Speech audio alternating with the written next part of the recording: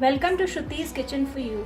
आज हम बनाने जा रहे हैं वाटरमेलन शेक। इसके लिए हमें चाहिए वाटरमेलन, जिसे हमने छोटे पीस में काट लिया है और इसके बीज निकाल लिए हैं, और 15 मिनट के लिए हमने इसको डीप फ्रीजर में रख दिया था। वनीला आइसक्रीम, 1 बड़ा कप फुल क्रीम दूध। ये दूध हमने कच्चा लिया है और इसके लिए हमें कच्चा ही दूध चाहिए, जिससे फ्रॉथ बहुत अच्छा आता है। पिसी शक्कर, आइस क्यूब्स, रूह अफ़ज़ा। आप रूह अफ़ज़ा की जगह स्ट्रॉबेरी क्रश भी ले सकते हैं, और कुछ छोटे कटे हुए वाटरमेलन के पीसेस। सबसे पहले हमें वाटरमेलन के पीसेस को मिक्सी में पीस लेना है। ये तरबूज को हमने अच्छे से पीस लिया है। अब इसमें हम 2 बड़ा चम्मच पिसी हुई शक्कर ऐड करेंगे।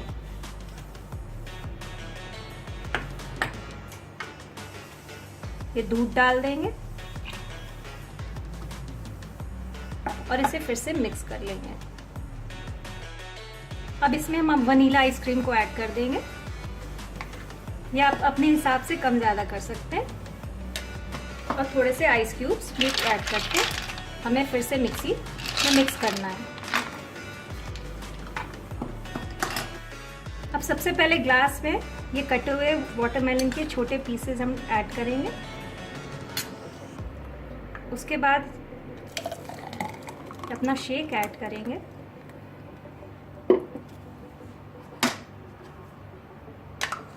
ऊपर से 1 चम्मच वनीला आइसक्रीम को डालेंगे, और ये जो रूह अफ़ज़ा है इसको थोड़ा सा ड्रिज़ल कर देंगे।